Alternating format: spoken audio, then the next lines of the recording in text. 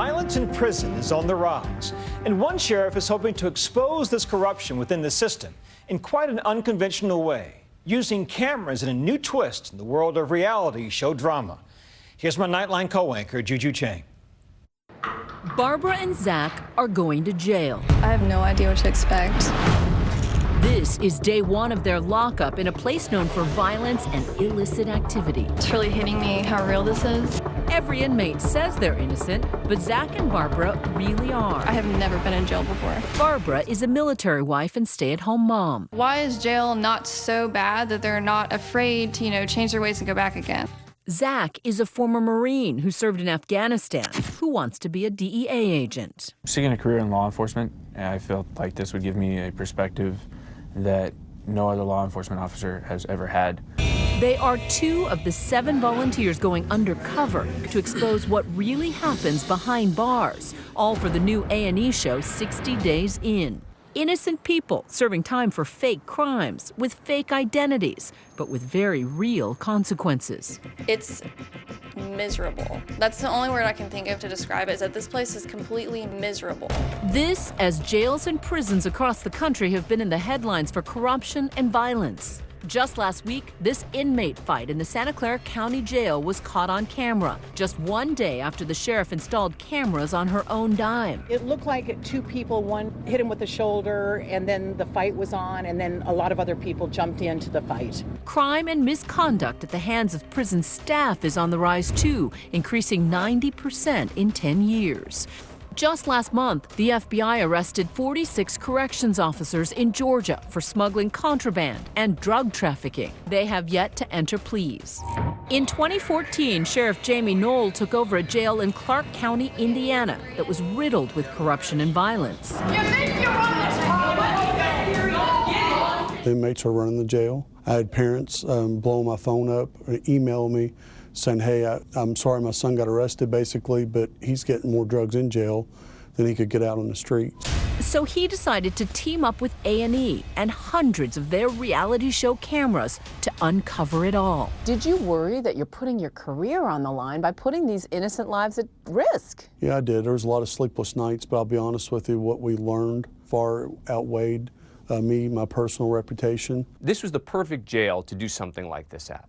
It had had corruption, it had had problems, it was known for being a violent, sort of terrible place. And this new sheriff comes in and says, I gotta figure out how to fix it. Welcome to 60 Days In, The Aftermath. Dan Abrams hosts the reunion show. There were real safety risks, and if I were the sheriff, I would have been really nervous. They had cameras everywhere. In theory, they were monitoring as much as possible, but you can't have a camera literally everywhere.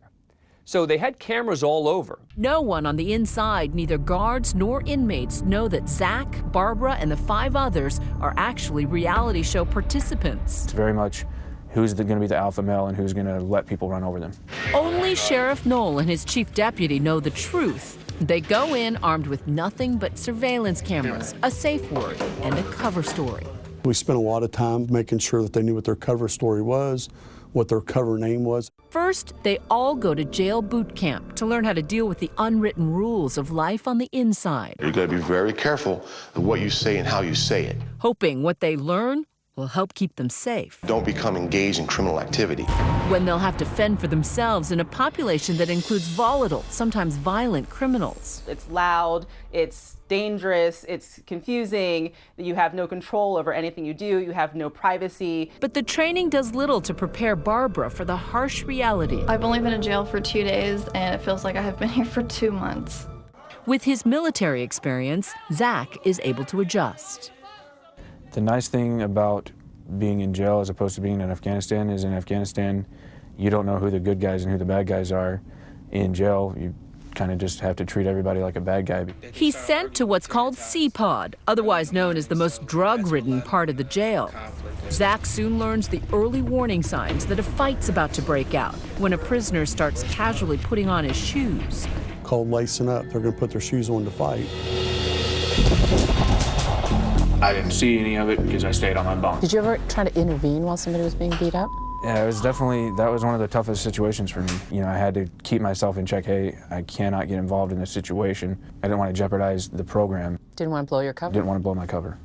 After this fight, none of the inmates in C-Pod are willing to cooperate. People don't snitch. Snitches get stitches. It's this no-snitching culture that convinced Sheriff Knoll to open his jail up to reality show cameras. The tough part I had is inmates don't like to talk to me, especially sheriff, but to the corrections officer, because they immediately get branded as a snitch, and no inmate wants to be branded as a snitch. But they will talk to the fake inmates who are reporting back on the intricate system of getting around the authorities. They like to make their drugs in jail. They basically take their drugs that they're supposed to be taking during, the medication time. They combine their medications together, and they'll roll it up in like tampon papers and they smoke it, or they will melt down Jolly Ranchers and mix it with the Jolly Ranchers and suck on it. Close to 47% of prisoners are locked up for drug offenses. If you just keep housing bodies or you put people up treating them like animals, that's what you're going to get in return. A&E's cameras are now helping to keep drugs out of the jail. They were sneaking drugs in with new arrestees in their body cavities, which we made several arrests based upon what we learned in this program after that. But all that surveillance doesn't necessarily mean a jail is safe. One of the show's characters is punched in the face, all caught on camera, but nothing can be done to stop it. I don't feel safe at all. Not 1 second I don't feel safe. Zach, Barbara, and the other participants were compensated for the time they spent in jail, and yet not all of them make it through the 60 days. Zach and Barbara both managed to gut it out. The sleeping conditions are extremely difficult. You get a mat and you're on a metal bunk, everything's very dirty, it's extremely cold in there. The first few weeks were absolutely miserable.